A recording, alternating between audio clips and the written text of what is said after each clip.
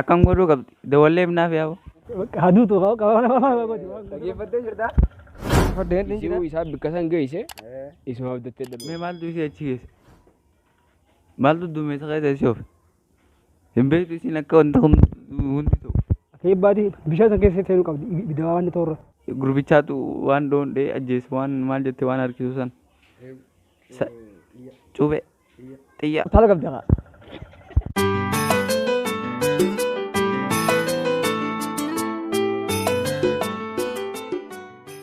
Assalamualaikum warahmatullahi wabarakatuh. Jirra jirtu kabajamtootaaf jaallatamtoota maatii GB Production.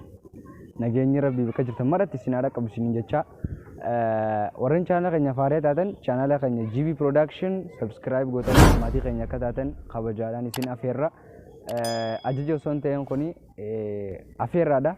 Afeerraa dhuftanii akka qodarraa fudhatan afeerramtanii maatii keenya akka taatan isiniin jenna. Irraan tan yeroo duraatti akkanumatti uummata irra gabbaaneeti. Uummata hawaasuma gandaa kana ganduma keenya naannoo kana gabbaanee gaafii takka audio takka itti bannee fi audio san dhageeffatanii waan isaaniif fakkaate nu deebisanii jiranii.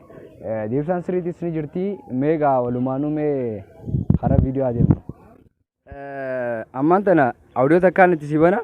Audio san dhageeffatteeti deebisaan akka hin ta'a jechuudha. Wal taane? Ayyaa.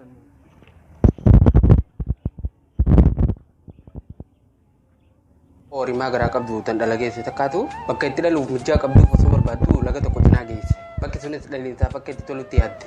Yeroo san ciniimmuun qabdi. Garuu samiin duumessu buroo ajaan ukkaamamte. Bakka kaa samii buuteen ibiddi bosonatti qabate. Jiddumaan kuruphoon tun gara bitaa ishee yeroo mil'attu namni bineensa adamsu tokko xiyyaan ishee waraanuudhaaf irratti xiyyeeffachaa jiraachuu agarte. Rifattee gara mirgattee achi garagallaan immoo leenci tokko dhokatee xiqqoon itti siqaa jira. Kuruphoon tun gara fuuldura ishee ilaallanis laga kana keessa bishaan guddaan ce'uu hin dandeenye gubbaa gara gadii akka xixiidha. Duuba ishirraa ibiddi bakakkaadhaan uumame sun itti siqaatii jira. Mee kuruphoon tun maal godhuu qabdi? Kuruphoon kun maal godhuu qabdi mee? Haduutu waan goota qabdi. Jechuun mee karaa biraan boonsiin oolamu meeqa akka baati mee ati nuyi? Akka eebbaati bishaan san keessa seenuu qabdi. Ibidda waan ta'urra. Bishaan san keessa waan ta'urra. Amma laal audio takkaan itti si bana. Audio san dhageeffatteeti deebisaan akka inni ta'a jechuudha.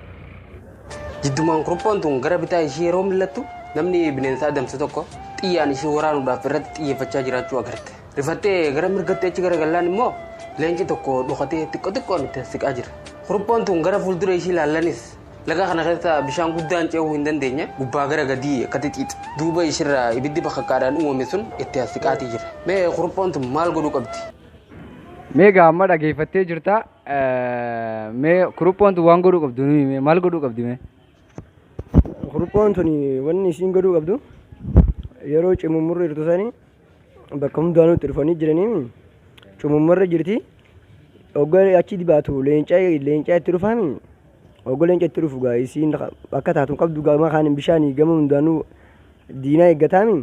Ilmoo san dhalteetuma leenca karaa ilmoodhaa qajeelchitee leenca san bira dabartiin yaada. Ammaan sana audio takkaan si bana. Audio san dhageeffatteeti deebisaan akka inni ta'a. Qopheessee jirtaa? Kuruphoo horimaa garaa qabdu tan dhala geesse takkaatu bakka itti dhaluuf mijaa qabduuf osoo barbaaddu laga tokko cinaa geesse. Bakki sunis dhalliinsaa bakka itti tolutti yaadde. Yeroo san ciniimmuun qabdi. Garuu samiin duumessu buroo ajaan ukkaamamte.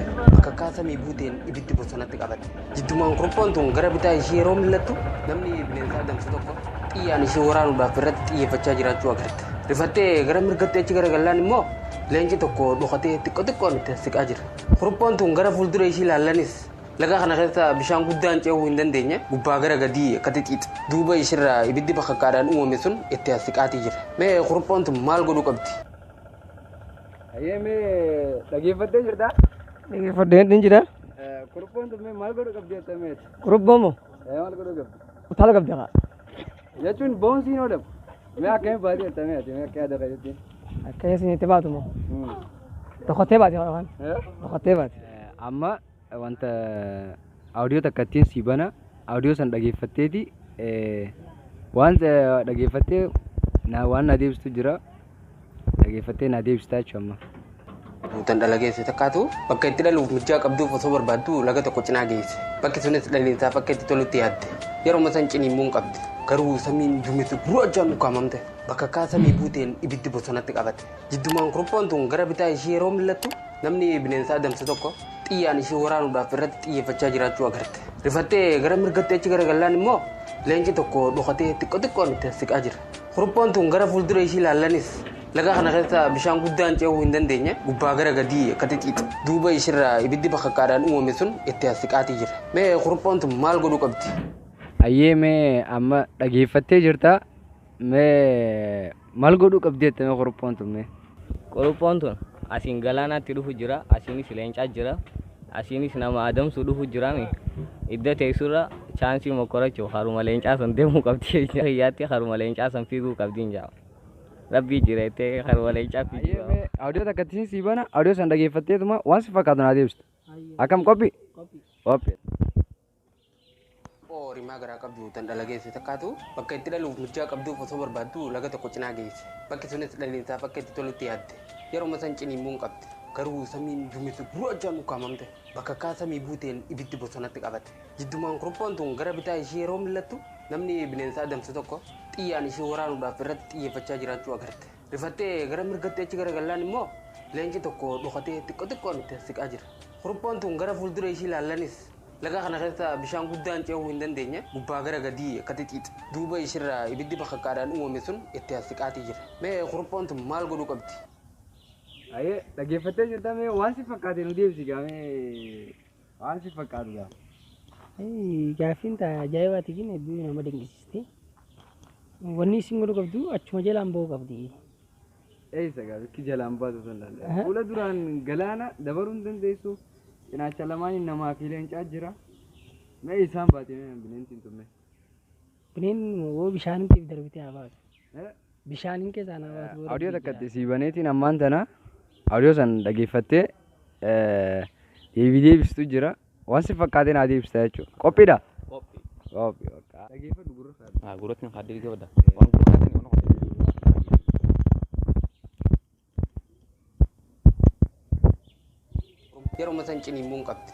Garuu samiin duumessa gurraachaan ukkaamamte bakka kaa samii buuteen ibiddi bosonatti qabate. Jiddumaan kuruphoon tun gara bitaa ishee yeroo mil'attu namni bineensa adamse tokko xiyyaan ishee waraanuudhaaf irratti xiyyeeffachaa jiraachuu agarte. Rifattee gara mirgatti achi garagallaan immoo leenci tokko dhokatee xiqqoon itti siqaa jira. Kuruphoon tun gara fuuldura ishee ilaallanis laga kana keessa bishaan guddaan ce'uu hin dandeenye gubbaa gara gadii akka xixiqqi. Duuba isheerraa ibiddi bakakkaadhaan uumame sun itti siqaatii jira. Mee kuruphoon tun maal godhuu qabdi? Ayyee mee dhageeffattee jirta? Dhageeffadhe. Waan si fakkaatu mee nu deebisi gaa. Walaa gaaffiin jabdu. Gaaffiin si jabdu fakkaata. Akka waan si fakkaatee deebista. Akkam amma Akkami baatee kuruphoon tun mee amma cirreessa? akkami baati? Leenciin sun deemu jira. Kanan si deemu jira. Bakka kuma san jiraan dabartu yaa. Kuruphoon tun gara bitaa ishee yeroo mil'attu namni bineensa adamse tokko xiyyaan ishee waraanuudhaaf irratti xiyyeeffachaa jiraachuu agarte. Rifattee gara mirgatti achi garagallaan immoo leenci tokko dhokatee xiqqoon itti siqaa jira. Kuruphoon tun gara fuuldura ishee ilaallanis laga kana keessa bishaan guddaan ce'uu hin dandeenye gubbaa gara gadii akka xixiqqi. Duuba isheerraa ibiddi bakakkaadhaan uumame sun itti siqaatii jira. Mee kuruphoon tun maal godhuu qabdi? Hayyee mee gaaffiin tun akkatti nama dhibtu. Saayiba xiyyaa akkam jettamee ati amma? Kan akka anjoo hin qabu. Deebiin likkii galleetti. Kuruphoon tun waa afur hedduu teessee jirti. Gamanaan fuula duraan ibidda, duubaan ibidda, fuula duraan galaana. Galaana guddaa. Nama kabbada. Garuu amma ibiddi kun qabachaa dhufee galaanni hin dhaabsu. Kanaafuu gurbaan isii dha'u deemu bakka kaan iyyatti iftee isii hin dhaajee gizee bakka kaan iyyatti iftu isii isaatee leencadha jechuudha. Tan dhalageesse takkaatu bakka itti dhaluuf mijaa qabduuf osoo barbaaddu laga tokko cinaa geesse. Maal godhii qabdu? Abana dhiisime. Mee maaltu isii achi geesse? Maaltu duumessa keessa isii oofe? Hin beektu isiin akka wanta hundi ta'u. Maaliif warra isii dhiistee deemte? Ni sokkite yaa'u. Yaa'u jaarsaattume miskiintitti. Jaarsi iraarsuun oolu. Jaarsuma baalagee. Jaarsi dhumee manarraa sokkite. Awoo. garuu ana kaayyaatutti rabbuma kadhachuu qabdi. Waan gootu takka illee hin qabdu jechi ceete bineensaan nyaata. Yoos ceete gurbichaatu waan dhoondhee ajjeese waan maal jette waan harkisu san. Cuubee xiyyaa saniin dhee yoo achi teesses ibiddi san itti gase qaatama dhufee gubu. Yoo bishaan illee daakuun beektumii aboo ilmoo tana bishaan daakuu barsiisuudha. Yoo guyyaa takka akka teettuu ta'e roobee mi'uulaa deessan duraa roon takka ciiste akkamitti dabran daakanii dabran beeku naan jetta. Akkam godhuu qabdi dawallee naaf yaa'u akkam gooti seete laa bishaan duudullee garaa guute ilmoo garaa qabdi. Duuba amma akkam godhuu qabdi ni beektaa. Waan akka maastaaxabaa naannoo san hin jiru biidoo fa'a. Bosona keessatti wanni namni tolchu maal akka isaa godhame waan rabbiin uume malee bosona keessa. Rabbiin akka fedhe qaba. Akkami baate uummata kana harka. Bishaanitti darbitee daayitee achi baate qaboo. Daakuu dandeessu jeeran dhageenye. Bishaan san duudeetu malaa hanga dandeessu achi deemtee ibidda sana irratti eegisti. Ammaas akkas goote hanga ibiddi xiqqishoo irraa wanti ijoo. Hangeessin akkas hojjettoo namni direenu namichoo direenu. Ableedhaan deemaa gurbicha hattuudha. Leencoo nyaatee. Yaaboo teessiitu rabbuma qabdi beete nama beeku gaafa doon. Buuteen ibiddi bosonatti qabate. Jiddumaan kuruphoon tun gara bitaa ishee yeroo millattu namni bineensa adamsu tokko xiyyaan ishee waraanuudhaaf irratti xiyyeeffachaa jiraachuu agarte. Rifattee gara mirgatti achi garagallaan immoo leenci tokko dhokatee xiqqoon itti siqaa jira. Kuruphoon tun gara fuuldura ishee ilaallanis laga kana keessa bishaan guddaan ce'uu hin dandeenye gubbaa gara gadii akka xixiidha. Duuba ishirraa ibiddi bakakkaadhaan uumame sun itti siqaatii jira. Mee kuruphoon tun maal godhuu qabdi? Ayyeemee dhageeffattee jirta. Kuruphoon tun maal godhuu qabdi jettee yaaddamee? Akka kiyyatti kuruphoon tun karaa afuriin qabamtee jirti. Ana laga san dabruudhaafis hedduutu ulfaata. Lammataan ammoo namni isii adabsu san ni jira. Ana leenciinis itti dhufee jira. Ana akka kiyyatti yoonuma bishaan san keessa seentee bishaan saniin akka tilmaamaatti illee taatu deemtee akka carraatti chaansii bahuu ni qabdi yaada yoon qaba. Ana bishaanumatti haaseentu hin jira. Achuma dhaabbachuu qabdi raa? Achuma dhaabbachuu qabdi? Akkam gaamee yaadi abboon siin oolamu. Akka taatee ni baati akkam baati mee? Achiinis bishaantu jiraami? Asiniin leencaa jira. Eessa adeemu ture? Karaa afraniinuu wanta. Karaa afraniinuu ni jira. Achuma teessee carraasii eeggachuu qabdi gaa? Carraasii? Waan rabbiin itti fidu gubbarraa. Ayyeeme audio takkattiin sii bana. Audio san dhageeffatteeti. Deebisaa waan si fakkaatu naa deebiste jechuudha. Walii gallee? Qophii? Qophii.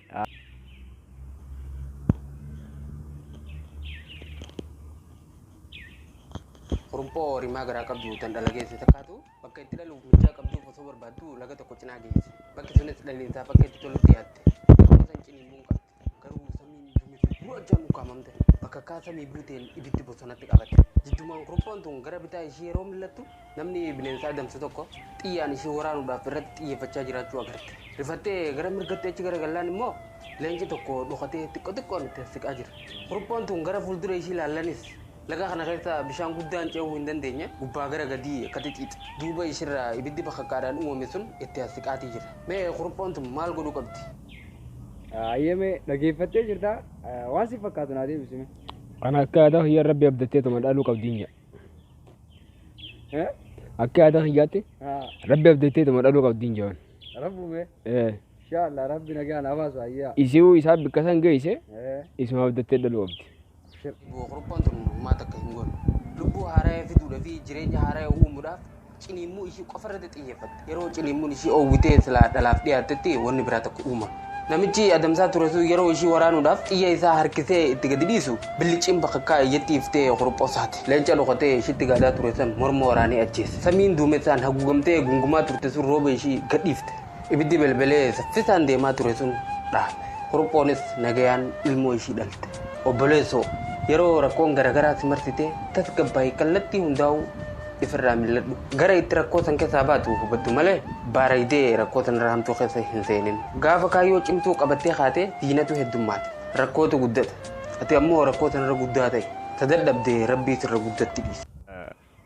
Deebisaa kanarraa waliin irraa fudhate gorsa bareedaa irraa fudhate. Maaliif yeroo rakkattee fakkeenyaaf xinqiin rakkoon adda taasise qabde kan abdii murre rabbii kee kadhachuudha. Akkana fakkaatu akkasii.